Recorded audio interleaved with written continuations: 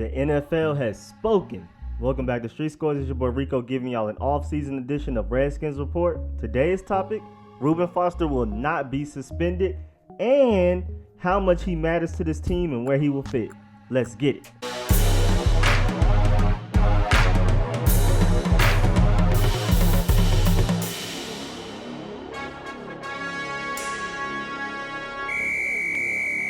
Before I get into how he will fit into this team and how much of a help he will be, I want to catch y'all up on everything, give y'all the background information in case y'all missed the whole backstory.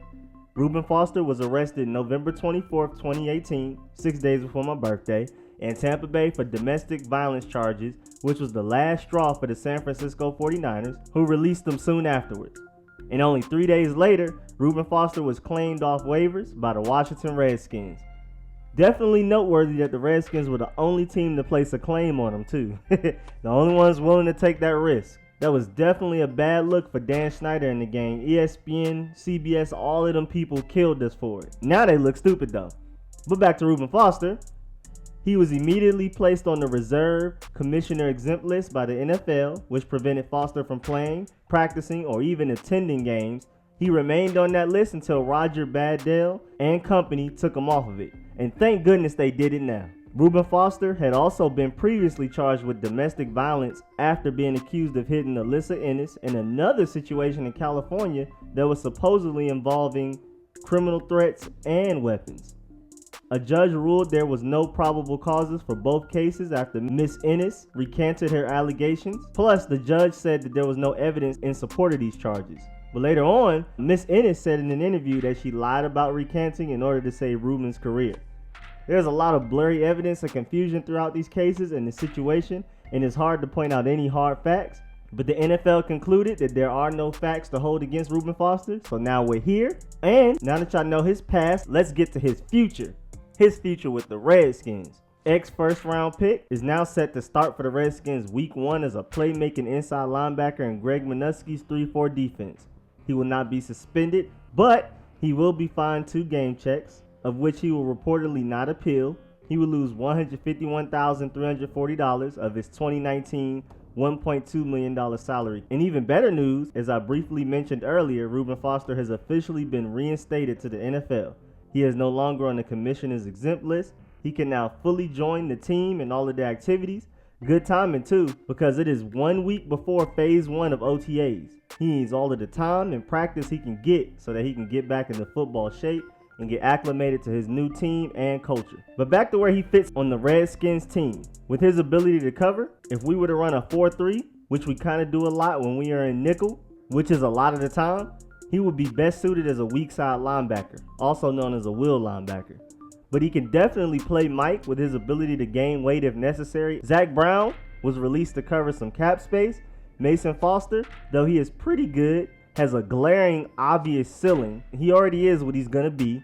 And Reuben Foster's ex-teammate, Sean Hamilton, has a pretty high ceiling but is still developing, which leaves our linebacker group needing a big playmaker to carry the load of the second level. He is a very unique and rare athlete, elite sideline to sideline speed and range. He has very quick, reactive, and explosive feet. Once he diagnoses something or sniffs out a play, he's there in a flash, something the Redskins haven't had in forever.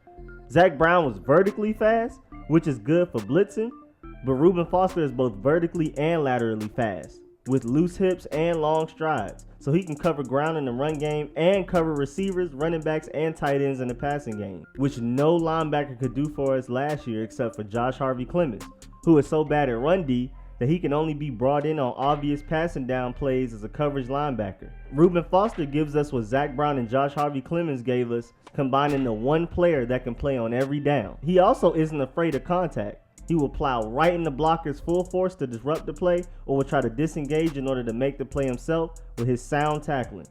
He isn't the best tackler out here doing it, but he's good at it. And he can also be taught a little bit more technique to be even better at tackling. And not only does he have the physical tools necessary to be an all-pro inside linebacker, but he has the mental tools also. He is very aggressive, isn't afraid of anybody on the field. He has a swag to him, a certain demeanor that shouts out, "I'm trying to win no matter what," and he plays angry all the time. He intimidates offensive opponents. Also, he has good instincts to sniff out plays early. His game gives off a strong Luke Kuechly vibe, He's a little less instinctive, but more athletic.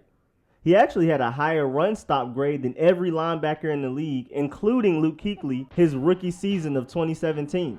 Again, I repeat, he led all linebackers in the league in run stop grade according to Pro Football Focus in his rookie season. But comp-wise, he's actually more comparable to Seahawks linebacker Bobby Wagner, and both Bobby Wagner and Luke Kuechly are arguably the two best in the game right now, so I'll take both.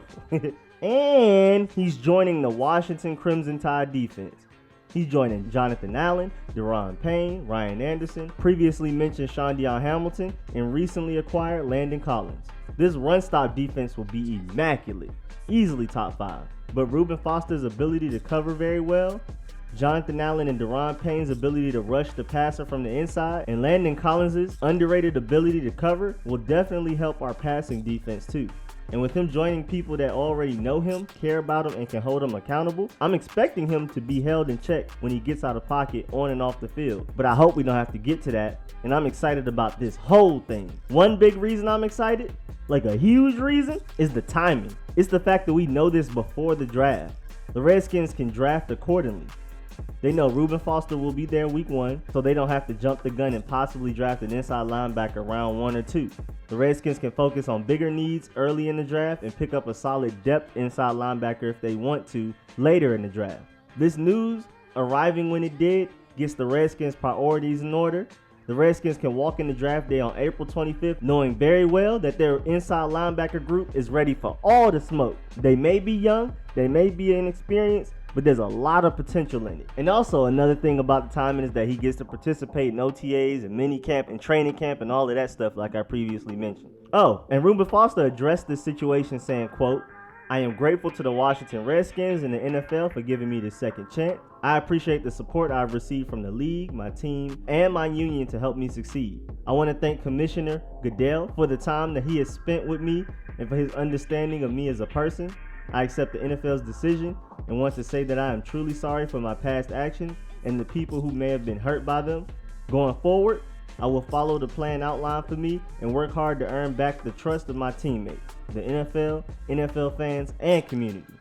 I know that my success is all up to me, and I am committed to not letting you down," unquote. And there's also Bruce Allen, who said a lot while addressing the Reuben Foster situation today, but the most important part is, quote, "The Redskins have put in place a comprehensive responsibility and accountability plan to help Reuben be successful on and off the field.